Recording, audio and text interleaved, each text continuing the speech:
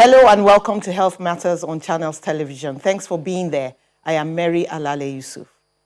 COVID-19 looked like it was slowly leaving the Nigerian scene. Then cases started rising again from October. Some states got their increase in November. Globally, there were over 75.6 million cases by December the 18th. Recoveries were over 42.6 million, and there were more than 1.6 million deaths. In Nigeria, cases rose to over 77,000. There were over 67,000 recoveries and 1,212 deaths. Recovery rate is down to 87.6%, and fatality rate is 1.57%. It's now official. Nigeria is experiencing a second wave of the pandemic. Numbers have gone as high as over 1,000 new cases in a 24-hour period. Joining us from Abuja via Skype is Professor Titus Ibekwe, health policy and management specialist, public health consultant, and an ear, nose, and throat specialist, also known as an otorhinolaryngologist. You're welcome to the show, sir. Thank you very much, Mary, for having me. Let's talk about this. This is a second wave now. Some people will be saying, oh, there's been more testing. That's why the numbers are more. But that is not the case here. The testing last week was about 35,600. Meanwhile, in the first week of November, we had over 47,600 tests. So less tests, more numbers. What does that mean? Yes, the more you look, the more you see. But the world is a global village. And the data being produced is what is real and what is obviously being ascertained by NCDC. And we should look around the rest of the world, what is going on there. That is a reflection of what is also happening in our society. So the controversy on whether the second wave or not should not even come into play, because it is very obvious to everybody that some months back, everything appeared to be calm, and there was wild jubilation all over. And now that the rate of positivity has been on increase, and also even death rates has been so high. There have been reports from various treatment centers on the ugly experiences they are having, even those who are becoming oxygen dependent on the increase. So these are all realities. And what we should be looking at right now as Nigerians is precautionary measures to take, so that this second wave, which is already real in our country, let's not forget that a lot of countries are talking of their third, fourth waves as we're speaking, and we're talking of second wave. Let me ask you a question. Is this a regular pandemic pattern where a second wave is inevitable? Could we have avoided this? And is the second wave bound to be worse than the first? Because that's what we are seeing here. Well, Mary, we're talking of a viral illness here, which most of the viral illnesses, one of their characteristics is that they wax and wane. So it's like it comes and goes. And this is not the first pandemic the world is also witnessing. The answer is simple, is yes. Subsequent waves is usually the experience.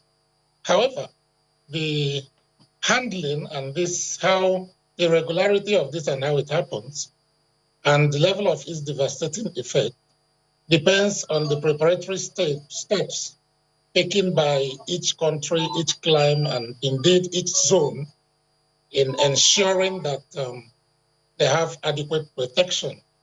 If protection is adequate, And if preparation against these measures, is up there, then the effect of the wave is going to be attenuated. It's going to be mild. But when you are caught on guard, usually the second wave may even tend to be more serious, with more deleterious effect compared with the first. But it is expected that having had an experience with the first wave of this virus, that we should be able to do better, with the second wave. And with some other inherent factors, which appears to, be in favor of not only Nigeria, but people in sub-Saharan Africa. We should be able to manage better. It's just a matter of people stepping up their guards, our populace being more disciplined.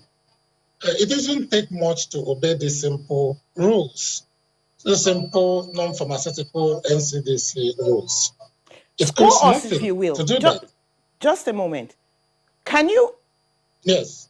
Can you sort of score us on our handling of the first wave? What did we do wrong? What did we do right? Well, thank you for this opportunity. Well, this is my own personal assessment.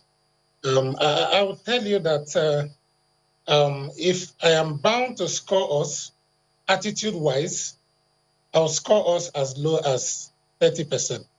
Wow. The attitude has been very poor. Because what are we seeing? You starting from even the lead down to the followership. We have not done what is expected of us. You go to public places, public gatherings, after the initial level of some seriousness that we showed at onset, it was all relaxation. During the political era when votes were being canvassed, the show of shame was palpable in the air. People threw caution to the wind.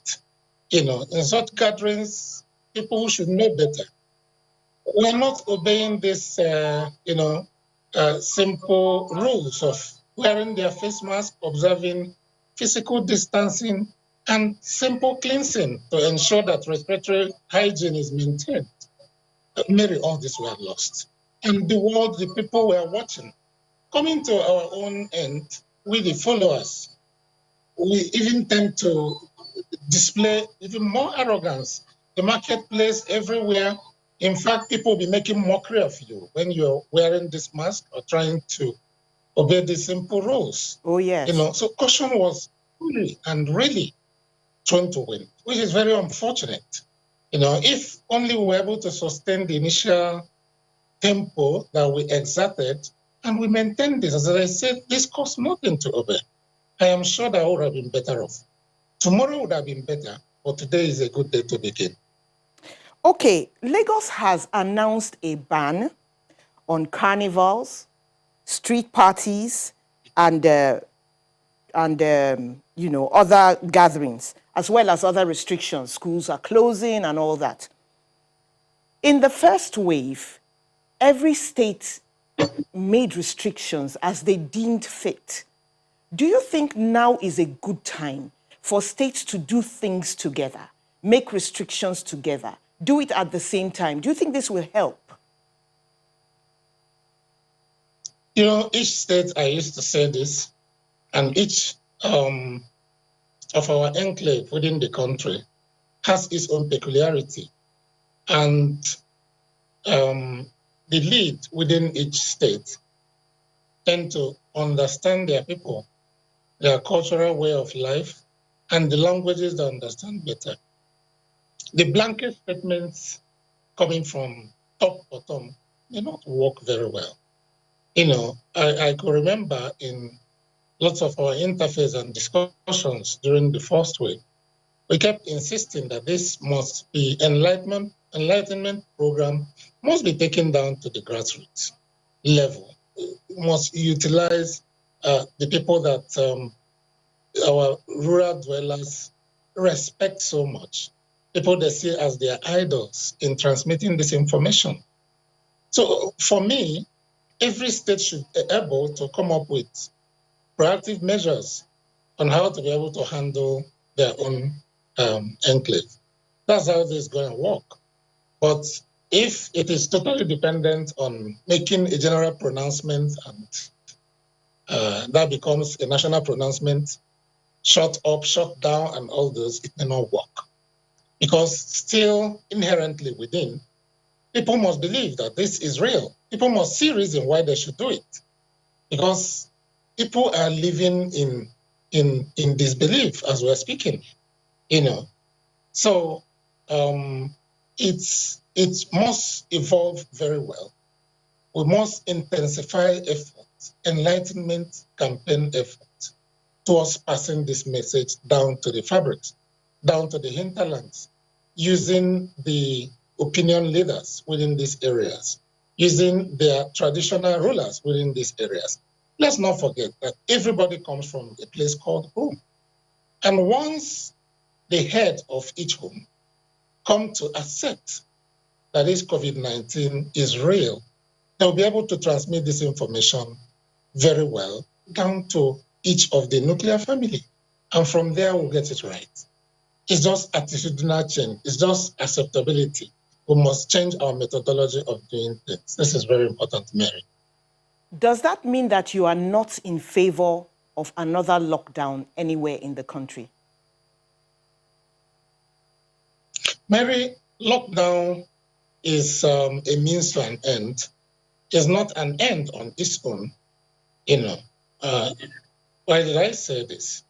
Yeah, because if you just like wink everybody into locking them up inside the house, and they don't understand why that should be so, and they don't believe in what you're doing. Give them 1 to 3 days. Gradually, it will be broken down, and it will be like effort and futility. But when they are meant to believe and you carry them along and you understand why this measure should be in place, that is the only way it can work. So that's exactly what I'm saying here. That lockdown is like a stopgap measure to be able to bring everything to standstill while you buy time to be able to implement your measures, upon which you use in controlling the infections. It's not necessary that lockdown is what exactly takes care of the infection. When you lock people down within their zones, within their enclave, how do you monitor exactly what they're doing in there? You see people seeing it as, well, this is like forcing us to go into a resting period, mingling, playing their football, doing a lot of things within their zone and all this, which amounts to practically nothing. So I think a lot of enlightenment program is very, very key. And by the time everybody is carried along, and if indeed there is need for a lockdown, then everybody would have been in one page. We do that. Bearing in mind that it should be a very short measure within which a lot of proactive things must be rolled out within this moment. You need to be able to, calm down and get to the level where you want. So it's not just a measure that you apply and you say, hurrah, the job is done. The job is not done. Let me quickly ask you this just before we go on a break. We're talking about getting vaccines in the first quarter of 2021. First of all, I don't know how feasible it is with the current vaccine that has to be stored at sub-zero temperatures, but can we wait that long? And what will be the modality of distribution? Okay, a cheering news is that the vaccine the world has been waiting for is beginning to be rolled out. And as we know, 2 have been granted, emergency certification, for use across the globe. The Pfizer and the Moderna, Moderna. We know, as you rightly said, the Pfizer, which is the one that is being globally embraced by most of the countries, has a lot of shortfalls as far as our own climatic and our environmental adaptation is concerned. Prof, can I stop you? Can I pause you there for a moment? Let's go on a short break. When we come back, we'll continue from where we stopped. Please stay with us. We're going on a break. Welcome back. It's Health Matters on Channels Television. We're talking about the second wave of COVID-19. 0808-054-2233 is the number to call if you have questions or comments about the topic. It's showing on your screen right now. You can also tweet at CTV_Mary A. We're going back to the topic. Now, Prof, I know that we were talking about vaccines just a few seconds ago, but I want to put that on pause first and really appreciate you for coming to this program this morning, because right now you're having your own brush with COVID-19. How do you feel? Well, Mary, it has not been easy. The decision of coming up here for this program was a very difficult one, bearing in mind that we have already scheduled this earlier on. The encouragement to probably also showing up will encourage viewers to pace up their game that what we're dealing with is real. So I'm on isolation receiving my treatment right now as we're talking. I just took some moment off, managed to dress up to show up in a corner before going back to my isolation place to be able to do this. For close to 10 days now, I've been battling with COVID-19. And it's an experience you don't wish anybody. It's better described than experienced. And I can tell you that the presentation comes in very ugly ways. You know, I have seen a lot within this short period. It's a non-discriminatory disease. It's a disease of equal opportunity. So your knowledge base is not a factor here. But sometimes, even though you obey all the precautionary measures, you can also inadvertently pick it. And I think that's the summary of my story here. Would you call your case? Would you call your case mild or moderate? I don't think this is severe, but is it mild or moderate? You're a doctor, so I can ask you. Well, it's downgrading now from moderate. I think by special grace of God, I'm moving towards mild. Because all the bad symptoms were out there. At this stage, even the oxygen saturation dropping and all this. But now, I think I'm beginning to get stable. But when I'll be free to reintegrate fully, I can't say for now. But I thank God and I thank everybody for their support. The treatment team of University of Abuja Teaching Hospital have been so wonderful. Of course, my colleagues out there are they're supportive. So that's what I can say for now, Mary. Let's quickly take this call. Hello. Hello. What's your question or your contribution? You're welcome to the show, Ibrahim. Thank you. My contribution is that about the issue of second wave of COVID-19 pandemic.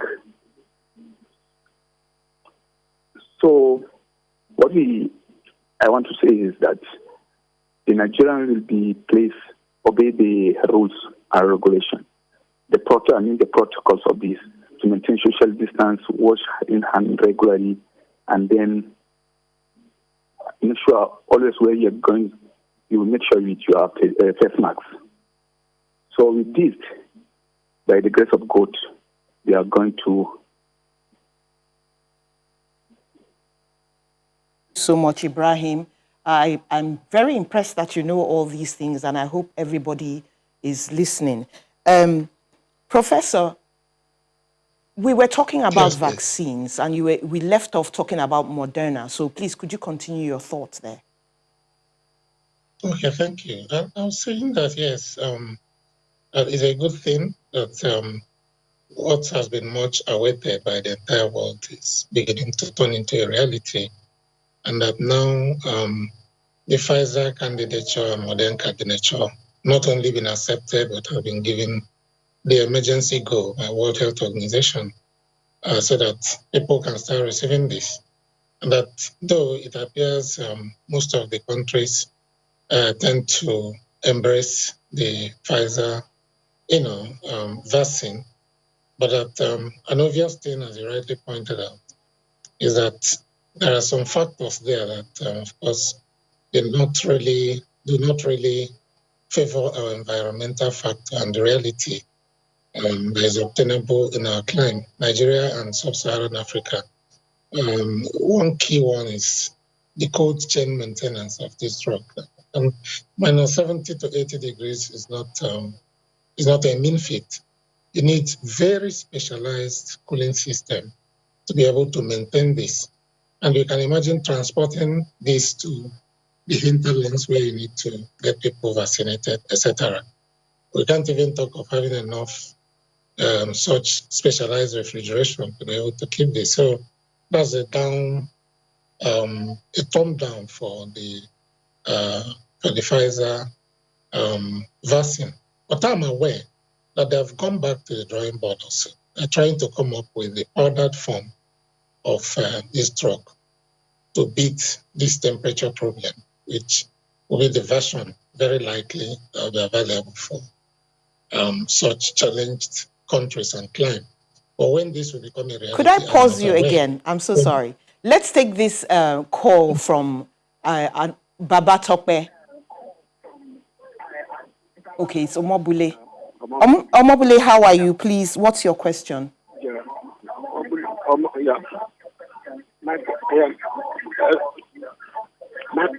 Good afternoon. My question is that we all know that COVID-19 is real, and it has caused a lot of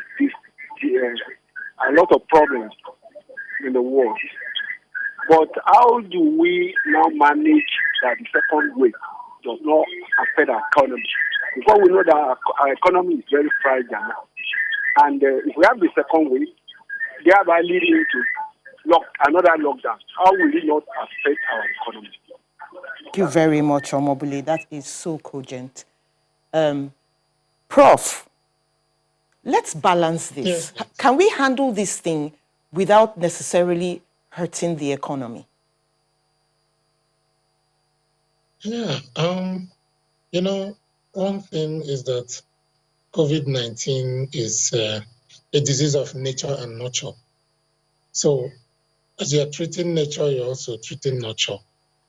Nature is the disease affectation, the disease burden, which is where each and every one of us usually concentrate. Whereas nurture is the other arm, which is the economy. You must be able to balance these two. If you're unable to balance these two, it's going to end up in a catastrophe, in a failure. And that's why our situation right now is a very fragile one. Let's not forget that our economy is in recession as we are speaking. And secondly, the disease burden is on the rise. Our healthcare system is equally being very, very highly challenged. We have not done what we're supposed to do. Our investment in the healthcare system extremely poor. We have not even come close to the charter that was signed in this country, which is minimum apportioning our budget of 15% to the health to ensure that we'll get a serviceable healthcare system. Maybe every year we're falling below 5%. So investment in the healthcare system is very poor. The economy that should be a cushion to what we're doing is sliding. And that's why there is a huge caution here. In whatever measure that we want to implement, we have to balance nurture with nature. And that's why I keep on emphasizing that a good enlightenment program and in good ensuring that we have an excellent precautionary measures across board is most important of any measure that we want to take. These three simple rules are not difficult. You don't need quantum of nairas and dollars to implement it. Wear your face mask, physical distancing, cleanse. If everybody should imbibe this, it's going to help us a lot, even before the vaccine comes. Even if we have the money on ground for the vaccine that we're discussing, most of these vaccines ahead has been booked by these developed countries. That's In right. fact, the pressure on the manufacturers are so much that if they must meet up with the contract obligation that they've signed, it will take a very long time, even if we put in our own money down before we can get this. So you can see precaution that is the key. the most important step is precaution. Absolutely. That's the most important step. That we I'll should have to marry stop while you we're there, looking up Prof. to what they're doing. Thank you so much for coming to the program. In spite of what you're going through, I know your oxygen levels dropped and you had to have some quick care to get that up again. And I wish you quick and complete recovery. Thank you so much. That's Professor Titus Ibekwe on Skype from Abuja. Thank you also, viewers, for being there. Thanks for your calls, Ibrahim and Omobule. Have a wonderful day. I am Mary Alale Yusuf.